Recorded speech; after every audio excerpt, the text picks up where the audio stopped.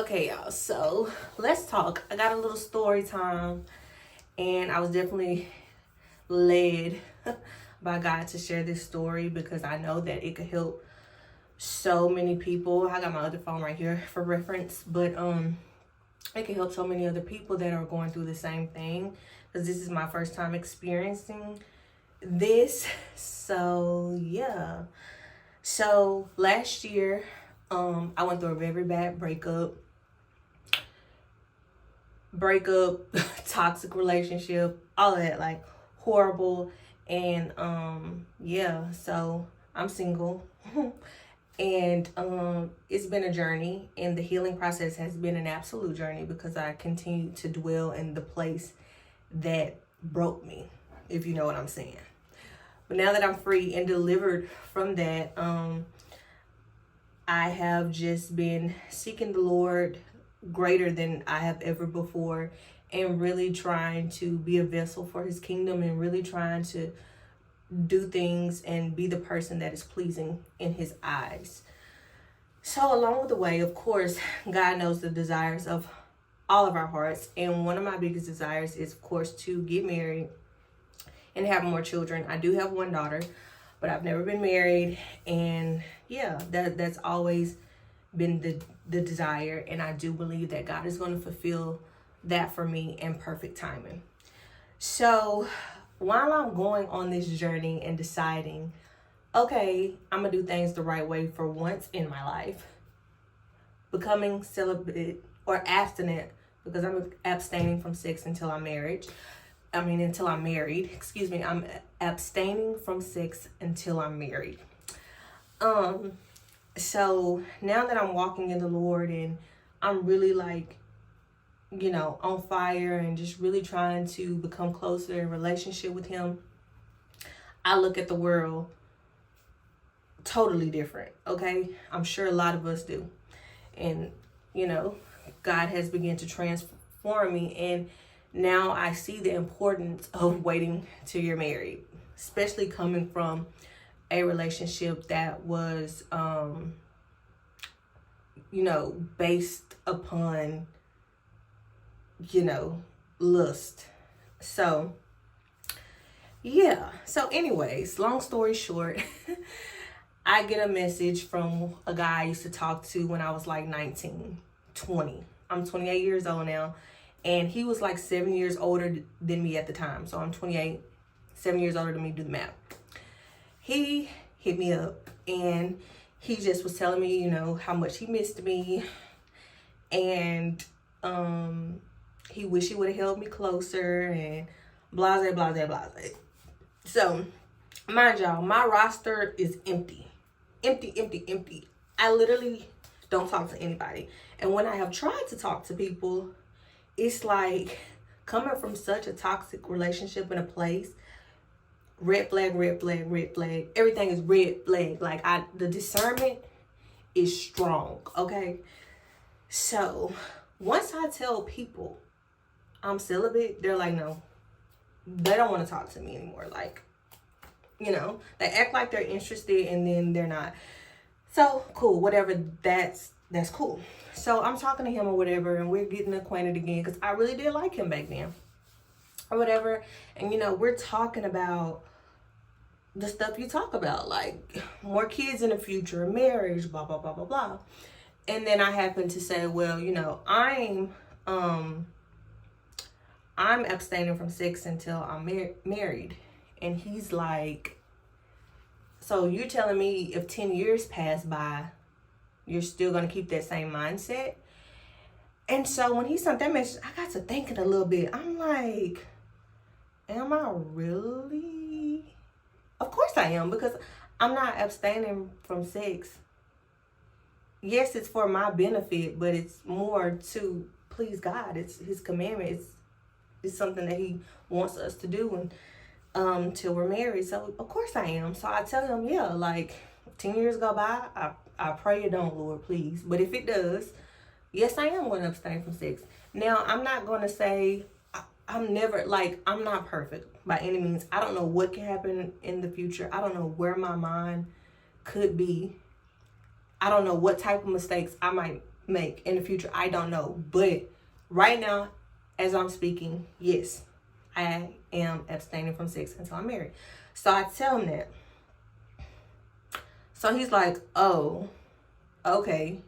And I'm like, you disagree? Because I'm like, I feel like if a man is man enough to open your legs, he should be man enough to make you his wife. That's how I feel now. Back then, I ain't feel like that at all. So, So he's like, I agree to disagree. So I'm like, okay, talk. Tell me, like, how you feel about it. And he's like, no, but seriously, like 20 years passed by, you're not gonna. And I'm like, no, I'm not. And so it sparked something in me when he said that. And I'm gonna put the message that I sent him on the screen somewhere over here. But I'm gonna read it to you. So basically I said, God just brought me out of one of the darkest times of my life. I contemplated several times because the pain was so hard to bear. But the grace of God pulled me through. I never in my life experienced a soul tie like this last one. He began to work in me like nothing I've ever experienced before. I view this world so much differently now. I'm led by the Spirit, not by my flesh, hence why I'm celibate. I don't have that desire because my mind is focused on being a vessel for God's kingdom. And let me tell you, I have been tried over and over again, but I have not given in because I know my purpose is greater than opening my legs for temporary satisfaction. I choose to honor God with every part of me. I mean, he gave his only son for me. That's the least I can do. Romans 8:28 states, all things work together for the good of those who love the Lord. The best way to show him that you love him is to walk in obedience to his word. So because I love him, I know that everything, in all caps, is going to work out for my good. He knows the desires of my heart. I have no doubt that he will fulfill them. So that's the message. I mean, that wasn't even me speaking. It was like the Holy Spirit just like took over. So I sent him the message. And he like reacted to the message with like the clapping hands. And then he goes on to say, I honestly wish the best with that temp. I really do. And then I said, okay, thanks. And I haven't heard from him since. And let me tell y'all, a part of me was like, I felt sad. Because I'm like, this has happened to me again. This has happened to me like 5 times since I done gave my life to Christ, okay? And I'm just like, And I began to get sad, and I'm like talking to God, and I'm like, I know I'm doing the right thing. Like, is this how it's gonna be? And then God, I heard the word contend in my spirit. I hear the word contend, and I'm like, I've heard this before. So I started typing in contend, but God wasn't saying contend, he was saying conform. So I go to the scripture, Romans 12:2, I'm sorry. And it says, do not conform to the pattern of this world, but be transformed by the renewing of your mind. So that was God reassuring me, like, the message you sent was perfect. What you're doing is right. You are on the right path. You're here to please me and not man. Point blank, period. And basically, Paul tells us to abandon the chase for pleasure, possessions, and status, and stop living like everybody else. When you commit yourself to the Lord, you are not of this world, point blank, period. And I know if you're on the same journey as I am, it can be hard, especially if you come from fornicating and living in sin, and then you decide to give your life to Christ. That's one way that the enemy will try to drag you back in. And that was one of the ways for me until God like delivered me from that. So I'm sitting here and like, the Lord's just telling me like, no, you're doing the right thing. You hold on to that, because these are the standards that I set for you. We ain't focusing on, giving your all to a man, because I did that for a whole year and I was in a horrible place, which I know God, when the right time, I'll be able to share some of the things that I went through. But you keep holding on. You keep pleasing me. It's not about the world. It's not about any of that. And it's like, actually, like, you begin to feel disgusted. Because now I'm thinking, like, I have a daughter, right?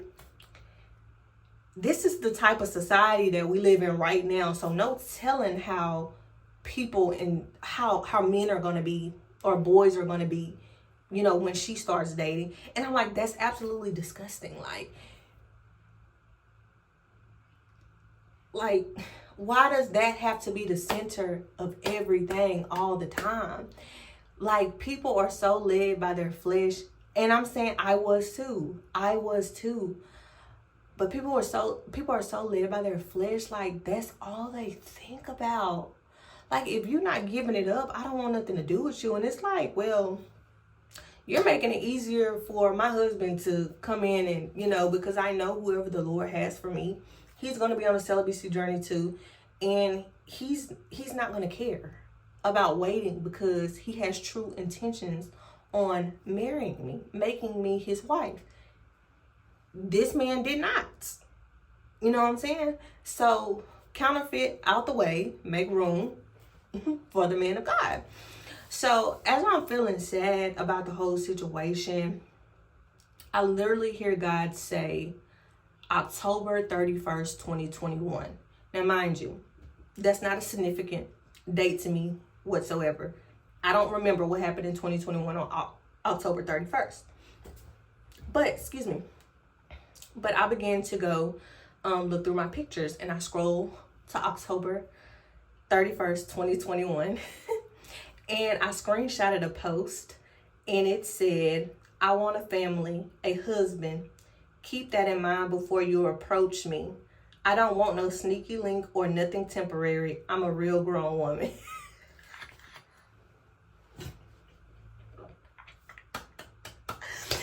And I'm just like, God.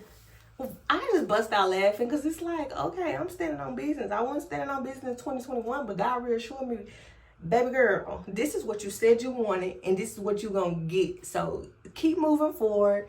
That's okay. That's not the person I have for you. Keep seeking me and doing my will. Let my will be done in your life. But I thought that was so funny how he just put that random date in my head, and that's what I had in my phone for that day.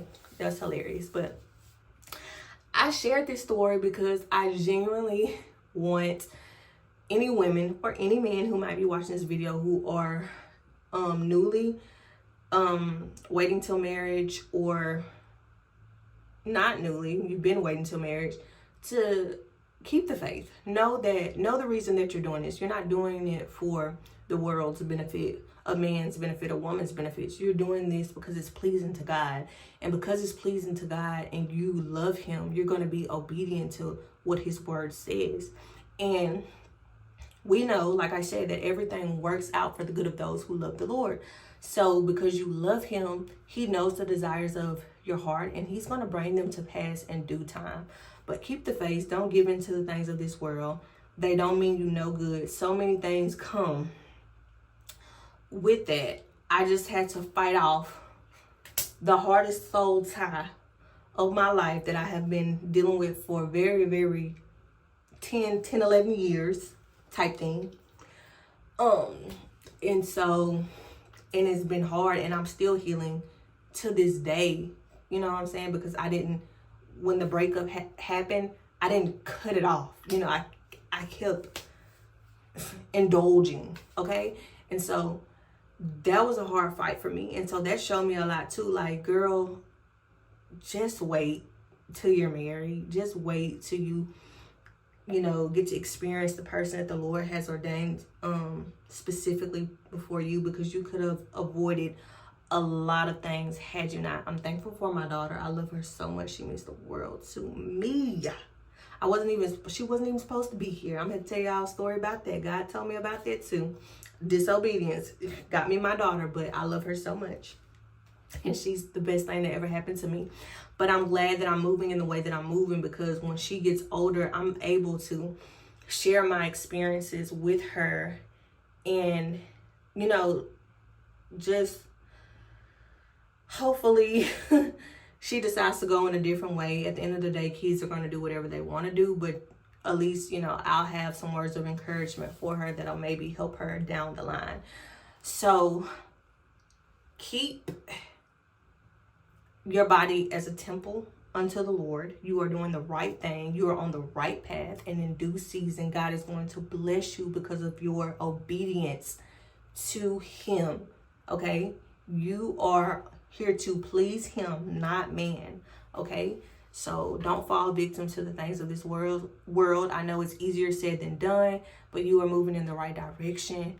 And yes, you begin to value yourself a lot more when you decide to lay down the things of this world. So just keep moving forward, and yeah, you're doing a good job. I'll catch y'all in the next video.